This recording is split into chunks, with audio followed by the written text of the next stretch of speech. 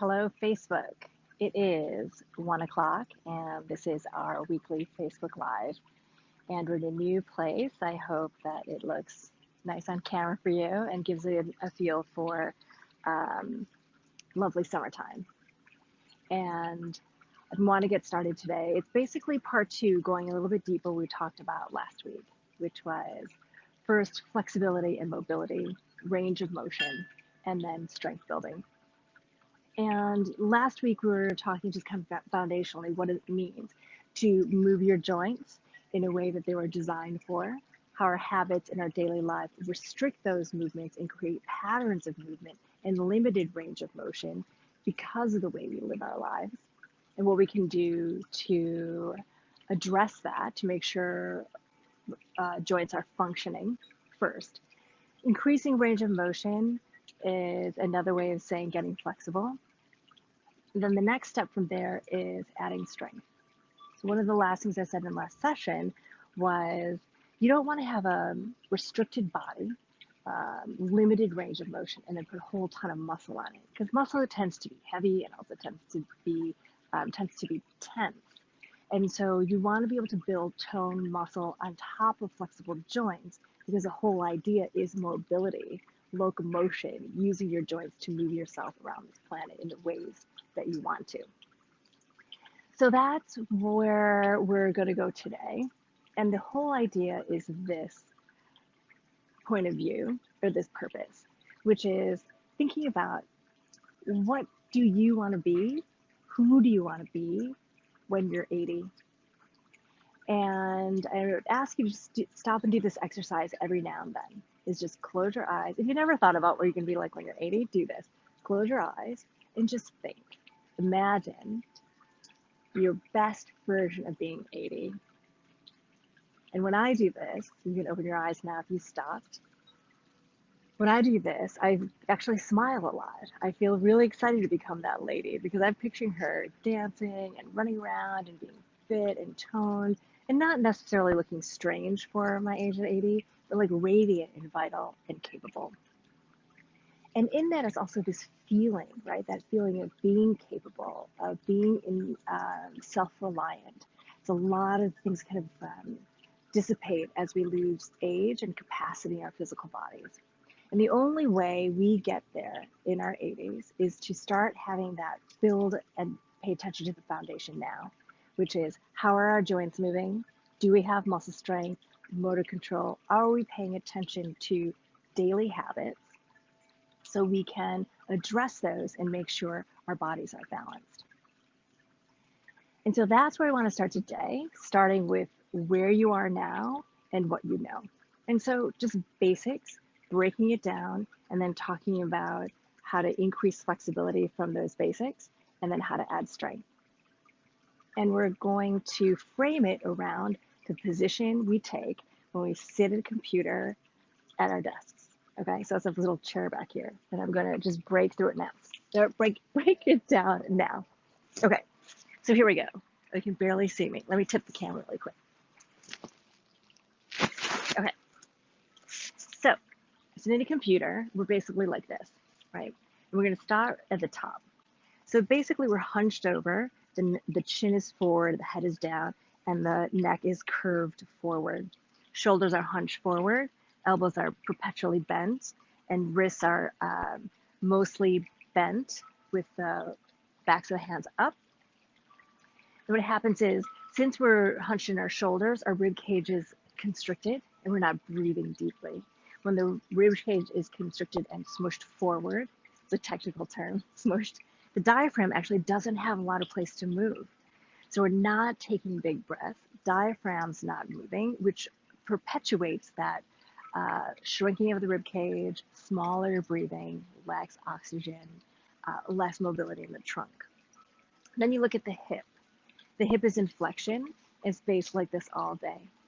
In the last section, we talked about this is the same position we are when we're sitting on a couch, eating dinner, working at the desk, driving a car, right? It is this same shape. So this repetitive shape, repetitive joint position is the thing that gets us in trouble. Knees, we're not talking about knees too much, but knees pretty much stay bent. And this is what I want to deconstruct for us. So we're very familiar with this position. And what can we do? What can we understand about this position first? And then what can we do to increase flexibility and add strength? So the first is in the neck, right? So we know the position is this way. Let me step back. So the whole ethos of this is to do something different.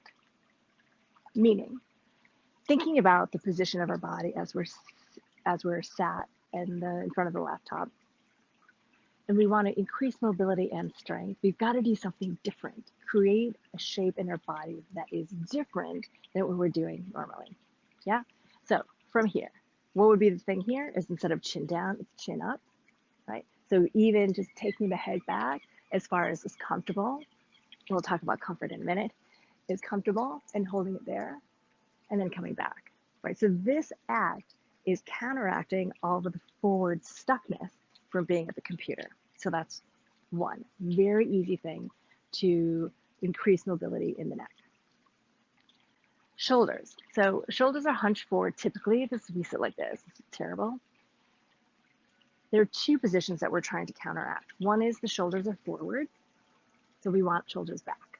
It's really easy. Two things to think about is to open wide across the collarbones and then to think shoulder blades moving together on the back. That opens this up. So what happens here is you can see where the chin likes to go. Sometimes the chin goes down, sometimes it goes up. So finding the different movement, chin goes back, shoulders go back. So this counterbalances the tendency to hunch over a computer. When we have our shoulders back, we naturally sit up, trunk is long. So the rib cage, right, and the lungs are elongated, diaphragm can move. Now from here, there's awareness around breathing. Typically during the day, we don't really pay attention to our breathing, and that's for the most part fine. But it gets increasingly shallow out of habit. And the big thing to balance that out is occasionally take really long, deep breaths to fill up the lungs, to spread the ribs, and to allow the diaphragm full movement. So that's the torso and breathing. Next is lumbar. So what happens in the upper back is we start to curve, and we start to curve also way in the lumbar. And we want to counterbalance that by tipping forward. So you can feel by tipping forward on your sit bones, or you can notice it by your pubic bone tipping down. And you'll feel sometimes a strain because we haven't done it very much. Most common position for backs is in a slight curve. And so when it comes into the opposite curve like this, it's called kyphosis, and this is lordosis. So the curve like this is more natural, it's more supportive, but it's not very common. Like we don't do this in our ordinary day a lot. So bring awareness to how you sit on your sits bones, roll forward on them, let your tailbone drop. And the knees, right? So making sure the knees are bent a lot, opportunity to straighten the leg with some effort to get full flexion in the knee. The knee you don't have to worry so much because we stand a lot as well during the day, so the knee joint is getting straight. So that's how I want you to think about it, right? This common position that we're in a lot every day, what we can do to counterbalance. And I'll break down the shoulder one, right? So this is let me see if I can just do this from here. So the shoulder one is an easy exercise. Shoulders go back and you can reach for your hands behind you. Now, if you can't reach your hands all the way behind you, you can bend your elbows and grab some hands or whatever you can grab here. But the idea is, if you look at my shoulders, it's not to do this and stretch your arms back, but to get the shoulders back, right? And use your arms to help stretch that back, right? So again, the exact opposite from how you feel when you're sitting in front of the computer, right? Stretching it back. This feels amazing. I recommend it to everyone all the time. And even if you take just every 15 minutes, get up from, fine, let's be realistic, every half hour, you get up from your computer to do that stretch, be really beneficial. So that's an easy thing for the shoulders. And the other thing to think about is we're oriented like this pretty much all the time, right? I sit actually twisted to the computer. But let's say we're square to the computer. So tipping the neck side to side is also going to be very beneficial because it falls in the category of being different.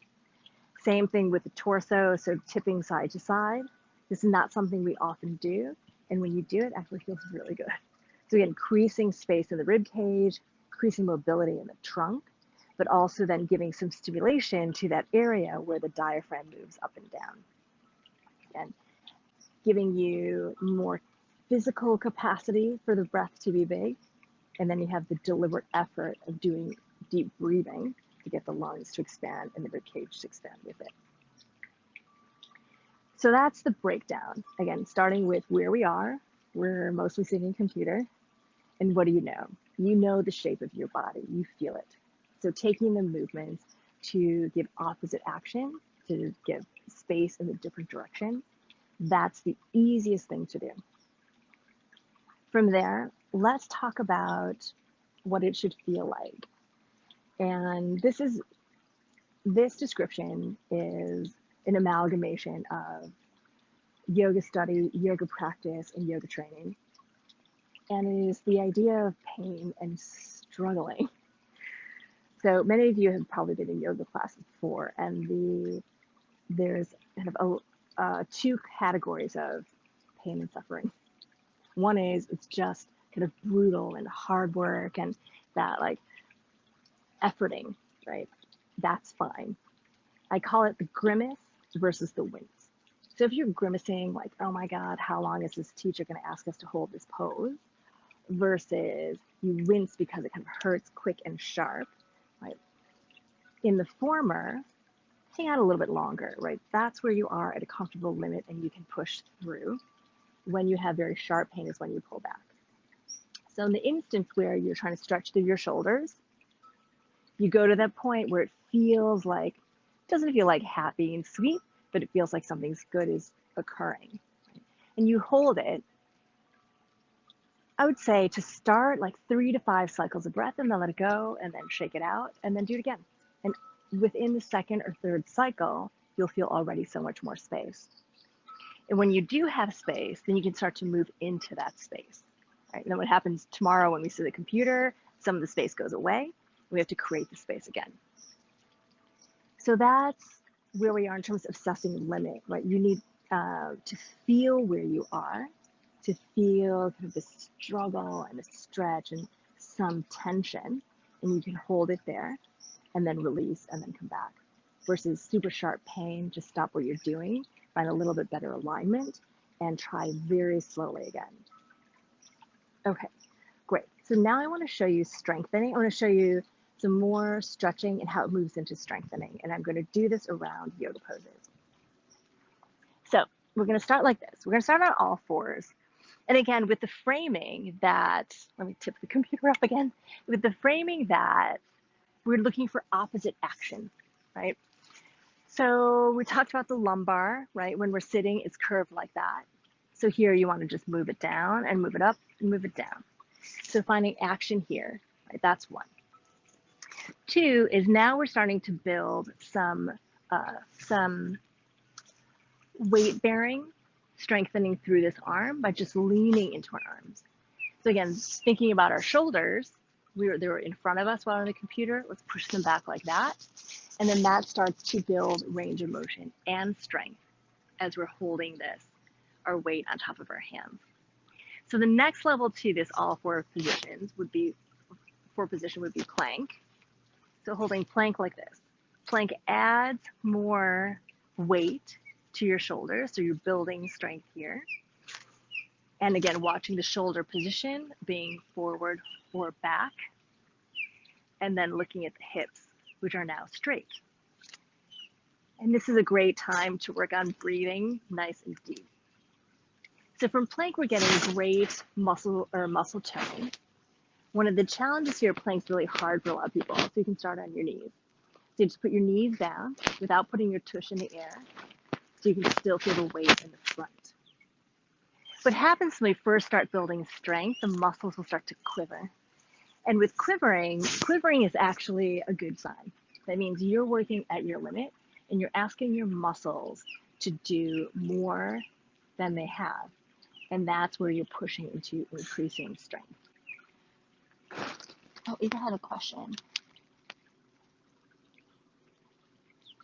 Oh yeah, frozen shoulders, because we don't do much with the shoulders. We have these limited daily habits, and so we have to be able to work on them. And it's understood that you can rehabilitate through frozen shoulder without surgery because the body is very responsive. But it can be a slow process that requires a lot of patience. Okay, so where were we? We were breaking down the movements, moving towards strength. So we're moving the lumbar. We're putting weight in the hands and the shoulders. We've added more weight strengthening into the shoulders by being in a plank pose or putting on the knees on the ground wherever you feel like you're working and starting to sweat. Then here, again, looking at the shoulders, up and down, and removing shoulders like this while you're holding your body weight will increase its strength and mobility. So from here is where we then talk about the hips.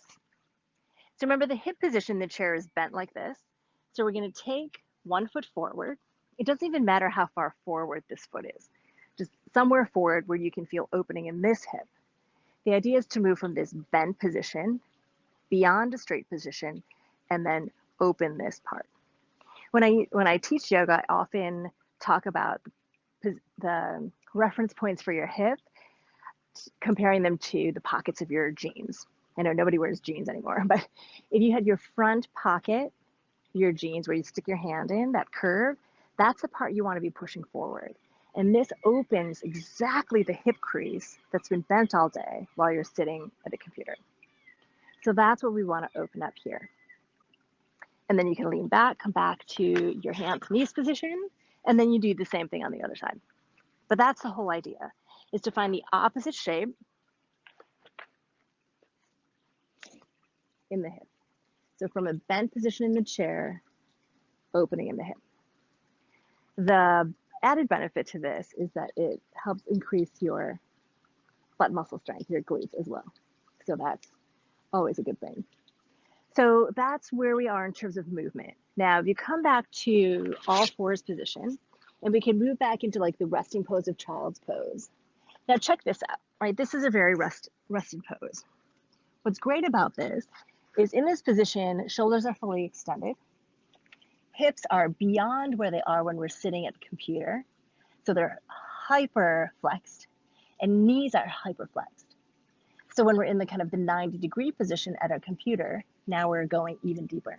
So again, full range of motion, fully flexed and fully extended. Okay. So that's the breakdown from a common body shape to understanding what it's made of, what you can do in terms of just opposite action, creating space, mobility, using some body weight to give resistance and start to build muscle tone. And that's it. It's as simple as that. And I implore you again to just start now. Start moving, start paying attention more, and little bits will help. And they build on each other even every hour, every day, just after coffee breaks, once a day, once a week. It's all beneficial. And again, this is all with the idea of this phrase, let me help you help me, which is I don't want to be the only one at 80, like kicking ass and having fun and dancing till dawn. I need some friends. So let's get our shit together, stay fit and healthy and strong. The last thing I'll add is we're going to launch a personalized assessment of this very thing. If you want to know more, email us at hello@mighty-menopause.com. We'll go through one-on-one with me, the private session, where you are in terms of your mobility, what you feel right now, and then from that point, what you can do about it. What is the first step? Often we have big goals, but we don't know where to start. So this assessment is meant to help you start. And then the idea would be to extend the service so that you can have periodic check-ins or even private training sessions to go through what your plans are and your routine are to make sure you are balanced, healthy, strong, and agile. So with that, I will leave you for this week. And again, like I said last week, get out there and just move your body. Okay, bye.